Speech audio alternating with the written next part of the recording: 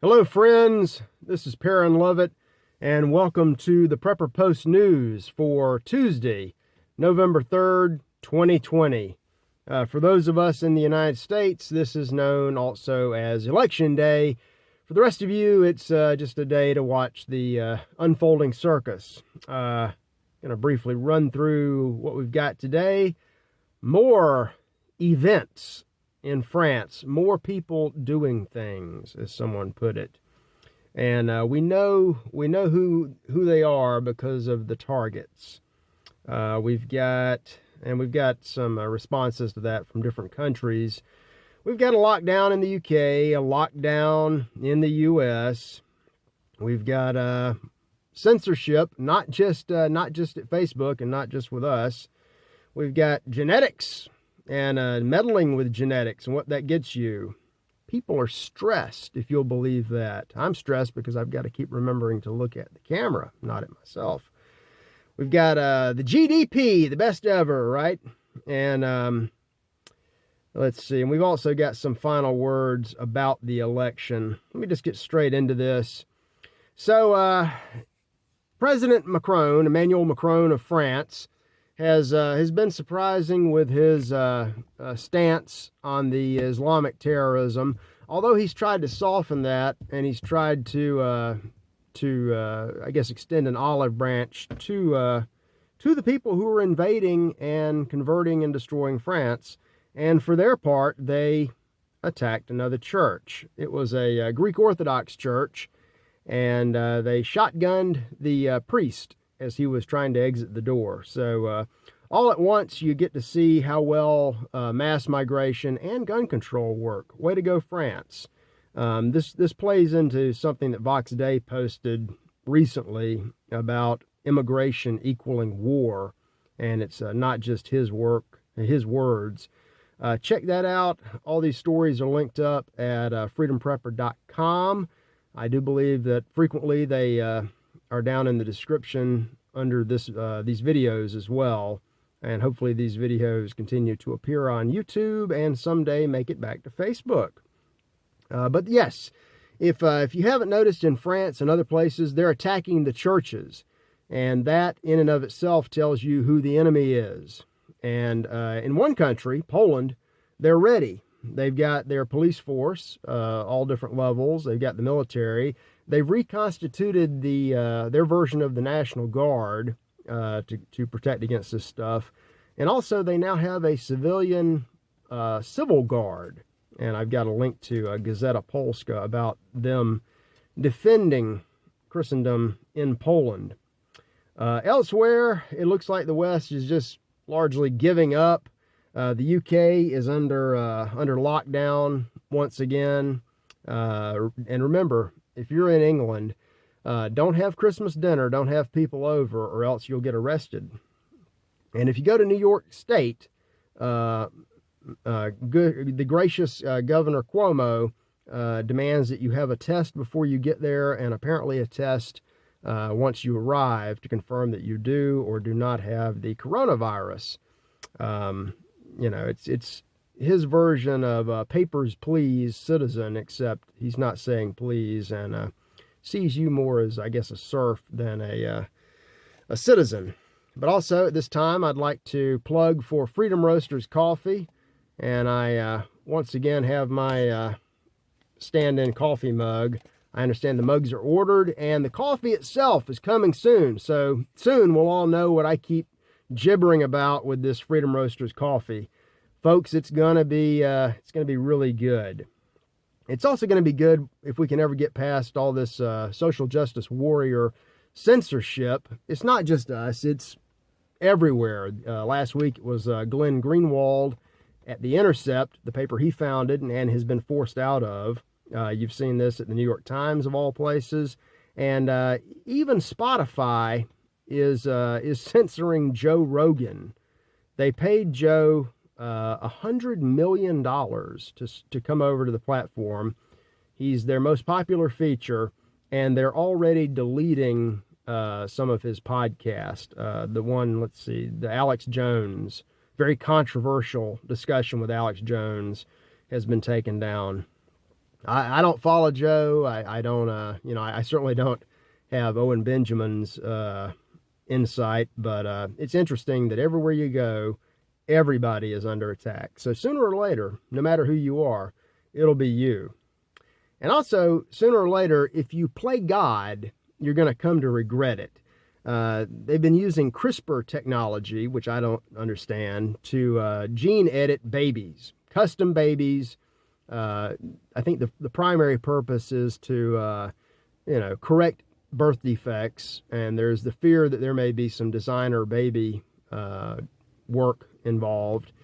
But it turns out that when you edit one gene to take care of a problem, you may create one or more other problems. I've got a link to the Wall Street Journal about that, and also a link to The Hill about 70% of Americans feeling stress about the election. So, hey, tomorrow it'll all be over. It'll all be better. I'm sure all of our problems will be fixed by midnight, and I'm sure we're going to know the results immediately. It's not going to be contested, and things will just clear up beautifully.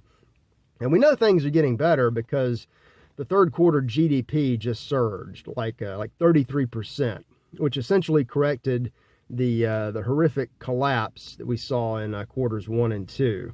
Now, you may still be out of work, and yeah, JCPenney is bankrupt, and it doesn't look that good on Main Street, but Wall Street is fine because of the tens of trillions of dollars in funny money, Federal Reserve notes that have been digitally pumped in, monetary methadone, as Gerald Celente calls it. So, is this an artificial inflation? Yeah. It's exactly what it is. It's a last gasp of a dying system, but typically when you have a surge like that, it tends to favor the incumbent in an election. So I'll get into that in another minute. But a lot of people are broke right now. I was kicked out of the big luxurious studio where I had the green screen and the $400,000 3D cameras. I'm here, in my luxury bug out vehicle. Daisy Luther, who is just amazing, posted 8 ways that you can keep prepping on a budget, even when money is tight. So I've got a link to the organic prepper. But just about the election quickly, I'm still. I know like 95 million Americans have already voted, or so they say. I don't know if that's people voting 10 times or what. But if you listen to the polls for the past month, Biden has already won. He's already won his second term, a third term. He's your president for life.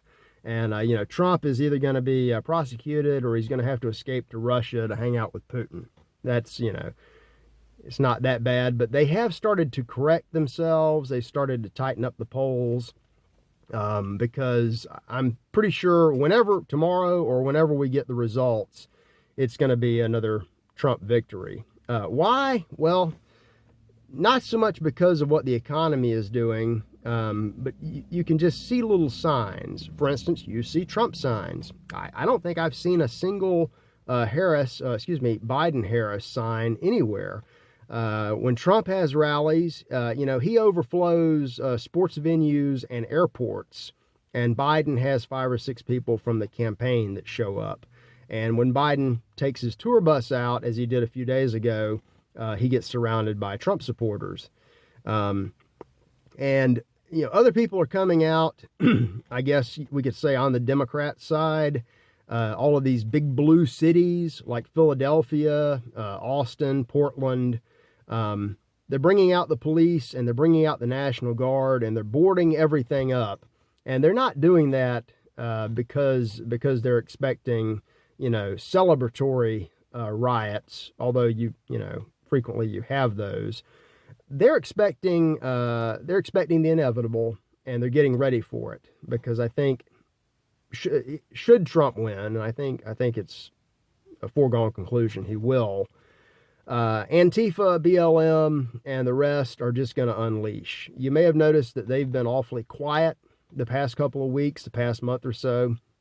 They haven't gone away. They're just staging something. We don't know what that is. So anyway, we will, this week, maybe later, maybe we'll have to, who knows what's going to happen. I could be eating my words, or we could be waiting until January 20th to find out the actual results.